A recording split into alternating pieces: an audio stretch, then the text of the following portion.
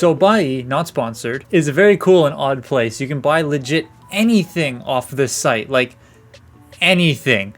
And I went on there with a $50 budget to buy a bunch of random stuff, random Japanese exclusive stuff. I spent $68, but still the deals I got on these toys were really, really good, and the stuff I found was actually really neat. Stuff I've never heard of, and stuff I have heard of. In this video, I'm going to go over the things I managed to find, and I already have a second cart going, so there's going to be more of this, because there's just a lot of things that either I didn't know existed or only exist in Japan that I've always wanted that I can now buy on this website. Now, some housekeeping first. Normally I shoot these videos on a DSLR, this one here, the Canon Rebel SL2, very much a starter camera. But I noticed in Minisor's video, the color quality from the camera didn't look as good as it did on my phone for the opening shot. So for this, I will be using my phone at 4K 60 to experiment. So we'll see how that goes. The only real particular order here is how exciting I think the toys are, but most of these are exclusive to Japan. So let's get started. Starting off with what I feel is the least exciting is Takara Movie Advanced Lockdown. I actually really enjoy this figure, surprisingly.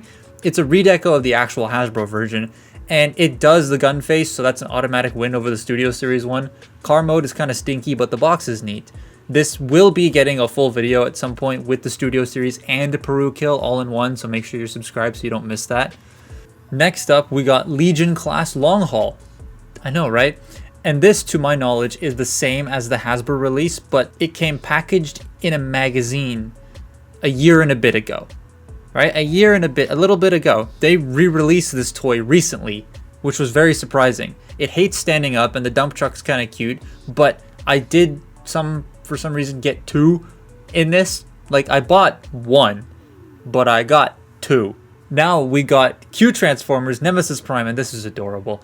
This honestly makes me want more of them. Like, I have more of them in my Bai cart now. This figure itself is pretty neat, but the concept as a whole is actually quite cool. I do quite dig it a lot. This thing is just so adorable and funny. It lives on my desk and stays there forever. It's just hilarious. Now we have whatever the fuck this is. This is a set of 4 Kabaya kits of Authentics toys that are really not great. Stickers suck, and the toys are very bland and parts formery. But the combiner that's where it's at. This thing looks so stupid, and I love it. It reminds me of the Bionicle combiners from 2001 and 2. It's just so weird and strange. It feels like nothing. It weighs nothing. It does nothing. But hey, I own this now. I don't know what I'm supposed to do with it, but I own it now. The build experience was pretty decent. It took like 15 minutes to put all these together. It didn't take that long. Next up, we got Transformers Go Starscream. What even is Transformers Go? Like, I know what it is. I just don't know a lot about it. But we got some really cool redecos of Prime Beast Hunters toys, and this Starscream looks so cool in the Prime show colors. This mold has always been an interest of mine. I've always been intrigued by it, but I was never a fan of the original Hasbro colors of it.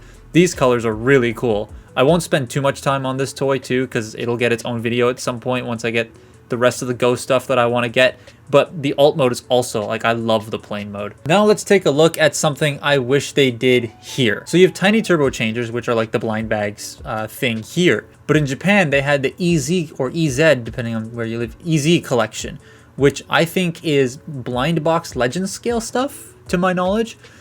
This one is Bumblebee, and to my knowledge, it does not differ from the Hasbro release. But the coolest thing to me was these Japanese toy catalogs that come packed in. I miss these. Look at all the Takara Movie toys on the back of the toy line where there's just family hanging out, getting real into the movie toys. And you got the alternators and all this stuff advertised on it. I love these catalogs. They're always super fun. Keeping in with the blind box stuff, we have blind box MiniCons. And this one, I love the deco. The entire wave of this was on Bai, but I went for this one specifically because I love the colors. It just looks so sick. I think this was the only place to get this deco for this particular MiniCon, and like I said, there were a bunch of others as indicated on the box, but I'm a huge fan of how this looks. The box is also really nice. Now we have this, which I don't exactly know where it comes from, but I see it all over Bai. This yellow MiniCon that comes in this like plastic shell. There was one more MiniCon and a bunch of golden statue looking figures in this line, or at least in this wave of this line. This one has the picture on the front, so it's not supposed to be blind box as far as I can tell, and it's got the Movie 1 branding on the front, so there's that. The MiniCon looks really neat though, and it's actually very solid. I just love how goofy it looks. This is Age of Extinction Hound's gun, repainted in Optimus Prime colors, advertised with Studio Series 05 Prime, but used by Optimus in The Last Knight. I'm just as confused as you are. This is something strange, and I remember when it came out, so I had to get one. It's super neat, and it makes me want to get the actual Last Knight Voyager again to give this to. This one I'm going to leave in its package until the inevitable Studio Series Last Knight Prime comes out, because I'll probably just give it to that. I might buy another one because these are actually going for very cheap on Buy, but it's still really cool. It's just a neat little redeco. Now, this one requires some backstory. We're on the last two. So the rest have been pretty neat. Some of the things that I and maybe you have never seen before, and some of the things that we have seen before. But this one requires some backstory. So I love old leaders, as you know. And this was something I've wanted for a long time. One of my collecting goals is to at least get one of every single movie leader class mold. So this is part of my journey to get there.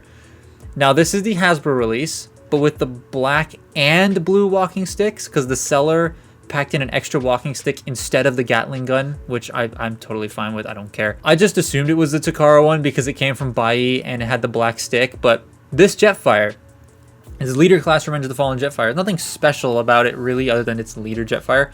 This cost me $12.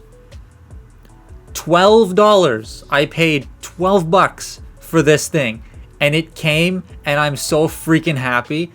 Again, he is getting his own video, but this is one of the really awesome deals I found on this site that make me constantly go back and check it for more. I have found some other cool things since then, like there's a Age of Extinction Dark Knight Grimlock or whatever it's called, the leader class for $17 that I might pick up. Like there's a whole bunch of really cool leaders on there for cheap, like cheap as hell.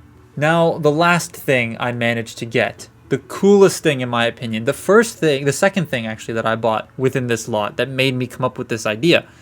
This shield.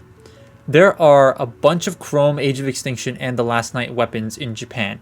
This one really caught my eye because it's just how it's packaged. It's a gold and blue chromed Age of Extinction Leader Prime shield, packed in with a file folder poster thing of the Last Knight Premier Edition toy line, and it looks awesome. I want to frame this. That's how much I love this thing. I'm not opening it. It's not super rare on Buy, but it is really rare here on eBay. So I do not want to open this. This thing is something I'm really happy to have, and it was only like 10 bucks. It was not expensive, and it's authentic. Like I've checked everything. But it's so cool, and I am going to get a frame for it from my local Michaels or whatever and stick it on my wall. It's gonna be really cool. I just gotta get the bubble wrap off the back. I'm super glad to have all this stuff. It's really neat, all the weird things you can find on there. Again, not sponsored by Bai, but you know, hey, you know how to contact me. Just kidding. They probably don't know I exist. I'm super happy with all this stuff. It's really interesting seeing all the different things you can find on there in Japan, because you always find things that you never knew existed. Like the other day I was on there and there were a bunch of Beast Wars Neo figures I've never seen before on there. You can get all the Transformers Go stuff that was never available in North America on there for cheaper than what BBTS sells it for. Like, it's ridiculous. And I can even find BotCon figures on there. Granted, they're more expensive over there than they are over here because they got to import it to Japan and export it to you. Ugh. So, yeah. But you can always find some really interesting things on there.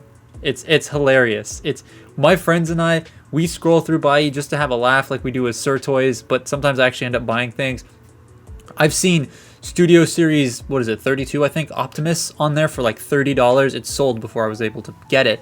But stuff like that. There, I've got my eye on a Studio Series Bone Crusher, mint and package, Leader Class Studio Series Jetfire. Like, there's a whole bunch of stuff that I'm looking at and I may potentially buy because they're super good. But yeah, that's just been a showcase of the weird things you can find in Japan.